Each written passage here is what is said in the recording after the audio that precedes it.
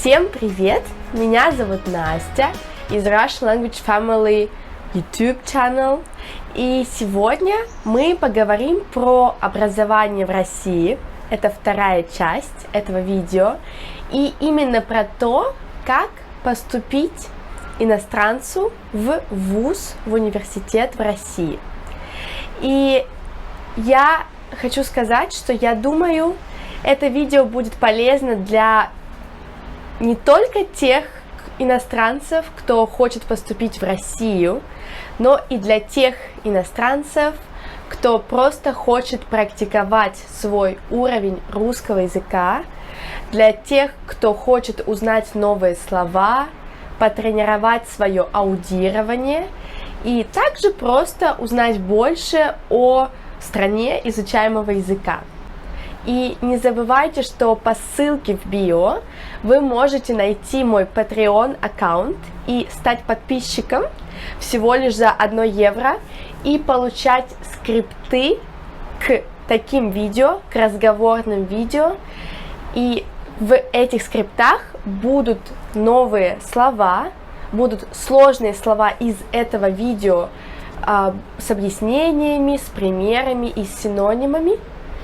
И таким образом вам будет легче понимать такие видео, первое. И второе, конечно же, вы сможете улучшать свой словарный запас, и у вас будут такие современные материалы для изучения русского языка. Итак, давайте начнем.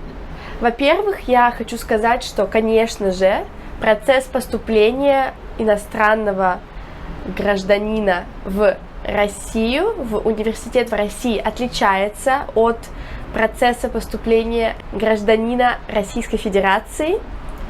И, например, я думаю, что я об этом тоже говорила в прошлом видео на эту тему.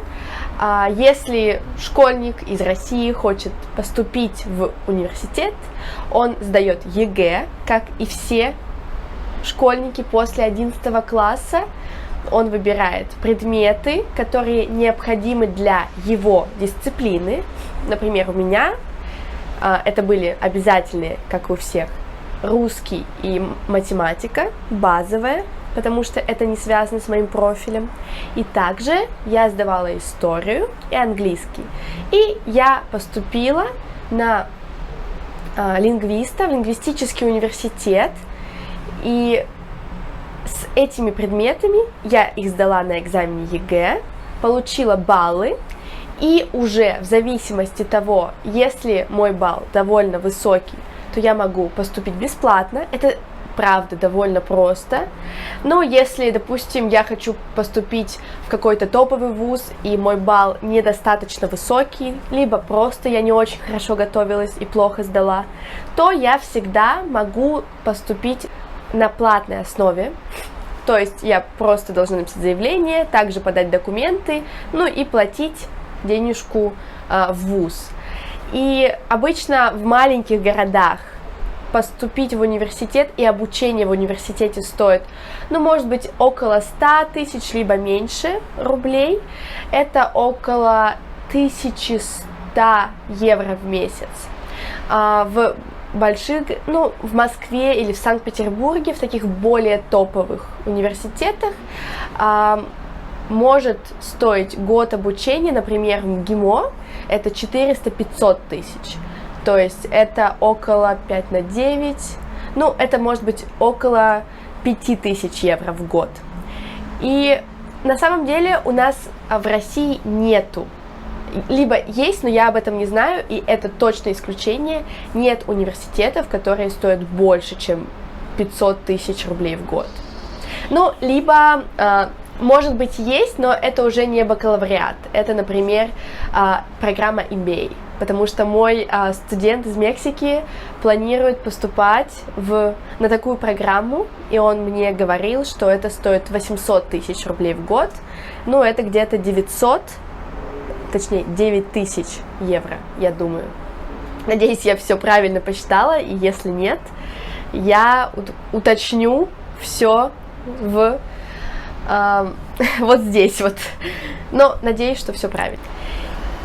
И также я могу уточнить, про то, что, например, если студент едет учиться в Москву, как это сделала я, из другого города, то, конечно же, он может получить общежитие. Но это не везде легко сделать и не всегда возможно. Например, в моем университете, Московский государственный лингвистический университет, у нас даются места в общежитии только бюджетникам, то есть только тем, кто обучается бесплатно, ну, либо тем студентам, у кого есть какие-то сложности в семье, например, многодетные семьи, студентам из многодетных семей, у них много привилегий. И, например, у нас, бюджетникам, можно получить общежитие, и, опять же, не всем, потому что у нас одно общежитие, и не всем всегда хватает мест, и нужно стоять в очереди, например, год, пока придет твоя очередь. И в это время ты должен жить где-то, где ты хочешь. Но, допустим, вот у меня, правда, повезло с общежитием в том плане, что мое общежитие находится в самом центре Москвы. Это очень круто, но условия как бы, ну, можно жить. У нас есть небольшой ремонт в комнате, мы живем вдвоем с моей соседкой последний год, вот, и удобство, например, у нас на этаже. Но в разных университетах условия разные. Я знаю, что, например, в высшей школе экономики студенты и обучающиеся на платной основе также могут получить общежитие. И, по-моему, у них стоит это чуть подороже. Может быть, около... Я сказала, да, что в моем это 1000 рублей в месяц. Это сколько? 11 евро? 12 евро. А в высшей школе экономики, я не уверена, здесь будут более точные цифры. Общежитие стоит, может быть, 8000 в месяц, и, по-моему, у них могут его получить все, кто захочет, и они находятся в разных частях Москвы. По-моему, это не центральная часть Москвы обычно. Вот. Ну, хорошо.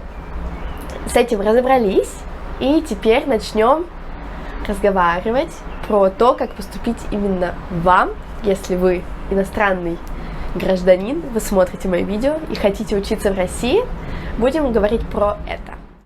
И первый этап, ну, вероятно, как и если бы вы поступали в любую страну, это выбрать университет и программу.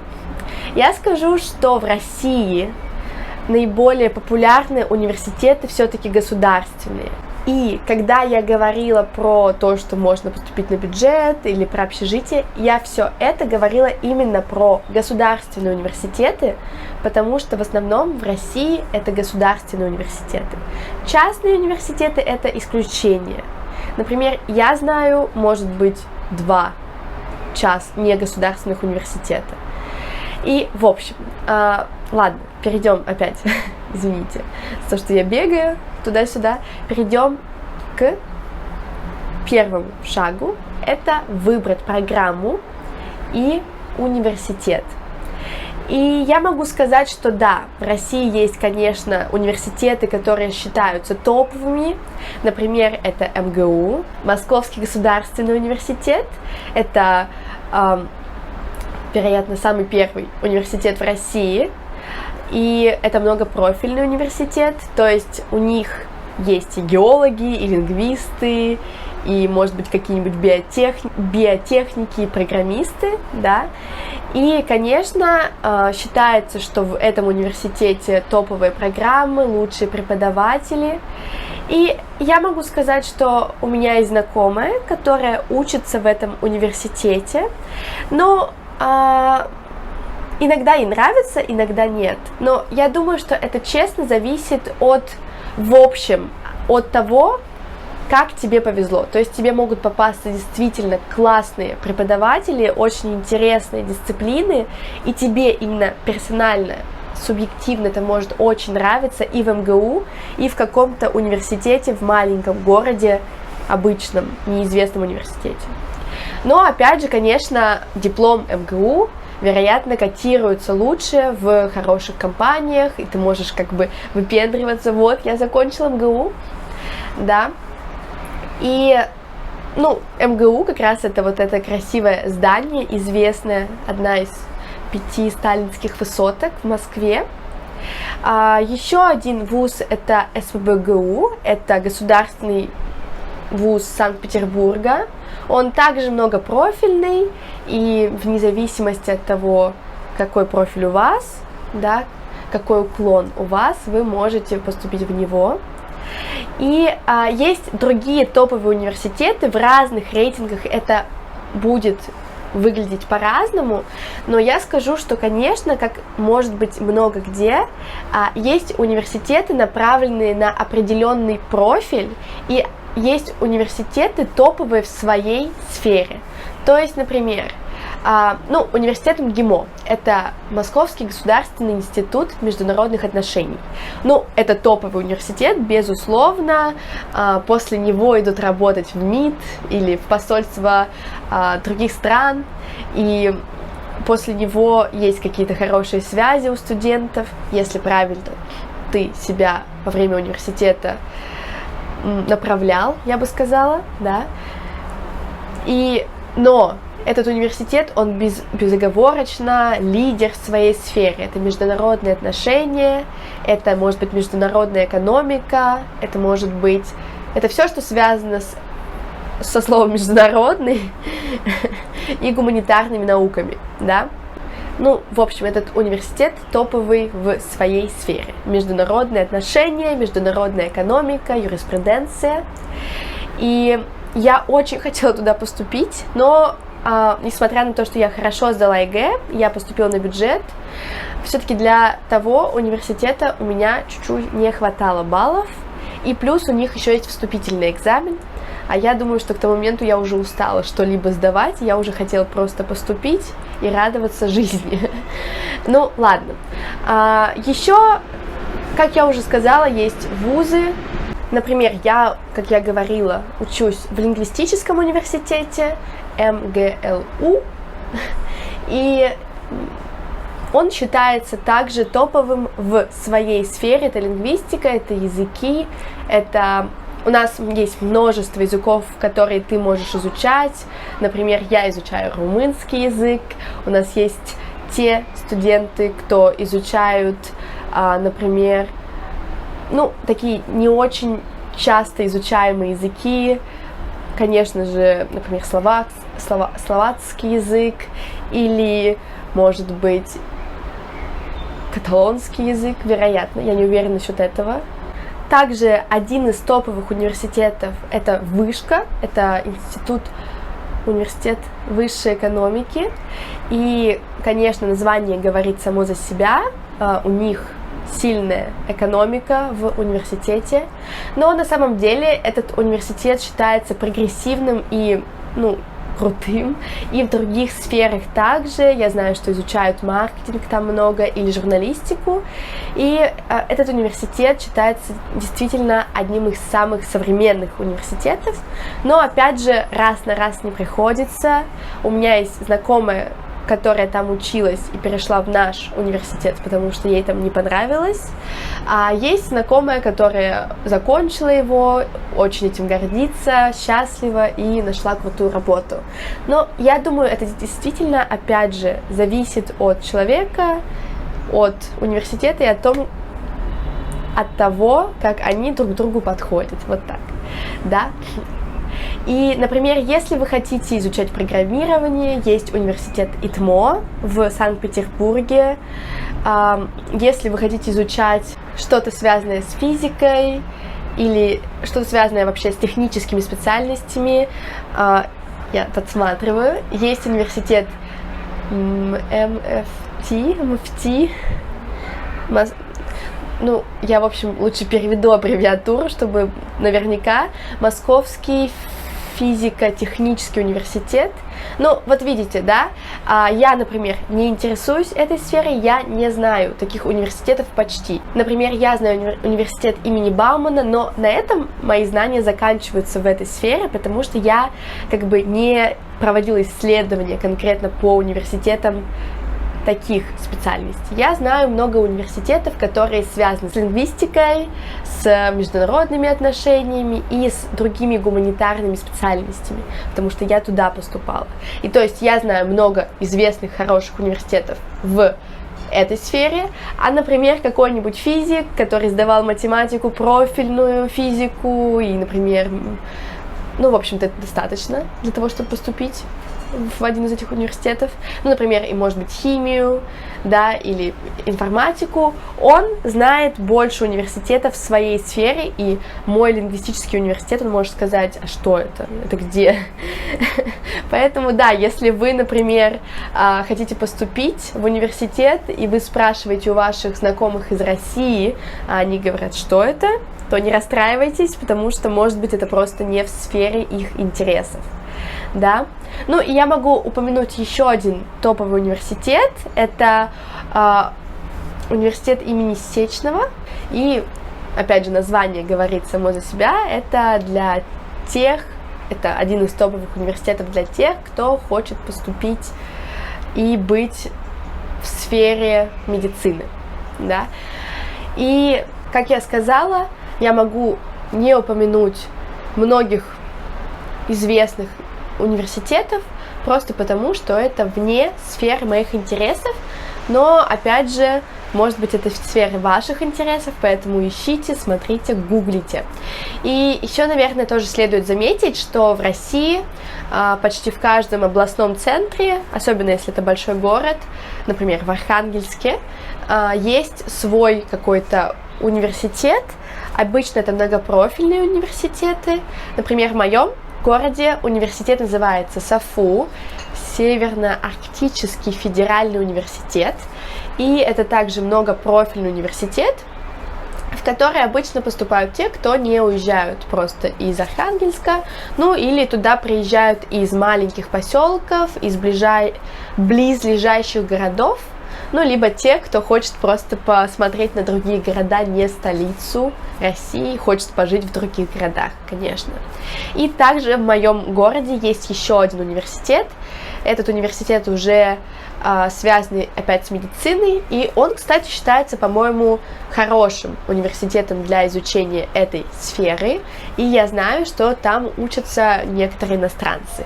Хотя мой город не супер большой, не супер, известный, да, но даже там есть кто-то, кто приехал из других стран. Чудесно. Давайте посмотрим и послушаем поезд. И шаг 2 – это необходимость изучить сам университет и возможности финансирования. Потому что, да, конечно, если ты из России, ты 100% можешь учиться бесплатно, да, если только этот университет или программа не предусматривает такого, что невозможно учиться бесплатно, можно только по контракту. Но если ты иностранный гражданин, то, конечно, есть вероятность, что ты можешь поступить платно, да, но также есть разные обходные пути, благодаря которым можно получить какое-то финансирование, либо стипендию, либо полностью, чтобы твой университет оплатили. И первый вариант – это как раз обучение по контракту. Если не ошибаюсь, я тоже слышала такой вариант, когда боялась не поступить на бюджет. И это такой вариант, когда ты заключаешь какой-то контракт, например, с компанией в своей стране, может быть, на которую впоследствии ты должен будешь отработать какой-то срок, и она оплачивает за тебя какую-то сумму твоего образования. Второй вариант – это госстипендия, это квота Российской Федерации, и я готовилась к этому видео, и я узнала, что в разные года квота выделена обучающимся и также преподавателям, которые хотят поработать в России из разных стран. И чтобы узнать об этой квоте, нужно обращаться в представительство Россотрудничества или в представительство в посольстве в вашей стране, и как раз обучающиеся по этой квоте могут быть только в государственных университетах. Третий вариант – это поступление на равных правах с гражданами Российской Федерации. Это доступно только некоторым категориям граждан. Первое – это бывшие, например, дети или родственники людей, родившихся в Советском Союзе, но, например, переехавших в другую страну. Либо это граждане близлежащих республик с Россией. Я думаю, здесь будет список этих республик, этих государств. Ну и также россияне, которые постоянно проживают за пределами Российской Федерации, но все равно они могут поступить на равных условиях с гражданами, которые проживают всегда в России, в университет. То есть также нужно сдать экзамен и уже в зависимости от баллов пройти или пройти только на платной основе. Да? Еще один, четвертый вариант – это обучение за счет госбюджета. Вы можете, например, выиграть международную олимпиаду или пройти отбор на госстипендии по квоте и поступить в университет бесплатно. И пятый вариант – это, конечно, поступить платно. Ну, это самый в каком-то смысле простой вариант, да. Ну, я в любом случае желаю тем из вас, кто хочет выиграть какой-то конкурс или получить какую-то квоту, удачи, потому что это действительно здорово. И давайте перейдем к следующему этапу, это этап номер 3. Этап номер 3 – это сбор всех необходимых документов. И, конечно же, чтобы подать документы изначально, чтобы узнать, примут тебя или не примут, ты можешь это сделать онлайн. По форме в каждом вузе есть на сайте своя форма, да, и изначально первичный набор документов, который тебе необходим, это, конечно же, твой паспорт или твое удостоверение личности, копия документа об образовании, заполненная анкета и твоя фотография. И вот я здесь читаю, что все документы должны быть заверены нотариально и переведены на русский язык. Поэтому, если что, обращайтесь. Шучу. Или нет. Ну и уже на втором этапе, соответственно, при подаче конкретно в университет документов уже в России, вам нужно принести оригиналы. Оригиналы опять документы, удостоверяющего вашу личность, документы об образовании, да, диплом, например, заявление о приеме на учебу, опять ваша фотография и медицинский сертификат. Все документы будут тут, поэтому делайте скриншот и сохраняйте свою папочку об поступлении в университет в России. Следующий, четвертый этап – это прохождение конкурсного отбора. Но это, скорее всего, если вы поступаете не на платной основе, а по квоте, либо, допустим, если вы из близлежащих республик, например, из Беларуси, сдаете ЕГЭ, либо если вы хотите выиграть какую-то олимпиаду. Ну и последний этап – это получи приглашение и получи визу, студенческую визу, чтобы уже официально обучаться в России. И, конечно, есть страны с безвизовым режимом, да, но есть много стран, в которые нужно получать визу, как и мне, в многие европейские, в европейские страны и в другие многие страны. И, конечно, если вас уже приняли в университет, то, скорее всего, у вас не будет с этим проблем. Вам дадут направление, чтобы в МИДе вам оформили визу, как запрос в МИД на получение визы. Ну и наслаждайтесь. И шестой этап – это учитесь, получайте диплом. И надеюсь, у вас все получится. Итак, спасибо большое за то, что посмотрели это видео. Я старалась его сделать наиболее информативным, но, конечно, так как я никогда не поступала в университет, как в Россию, как иностранный гражданин, да, я могла что-то упустить, хотя я очень старалась и готовилась. И в любом случае всю информацию, которую я могла упустить, я постараюсь дополнить здесь, в текстовом формате, да. И если у вас, может быть, будут какие-то вопросы, либо если вам нужна какая-то помощь, то, конечно же, пишите мне в комментарии, я с удовольствием отвечу на ваши вопросы, я с удовольствием вам помогу. Ну, а для тех, кто смотрел это видео в более таких образовательных целях, чтобы улучшить свой русский язык, повысить свой запас, не забывайте найти скрипт к этому видео с новыми словами.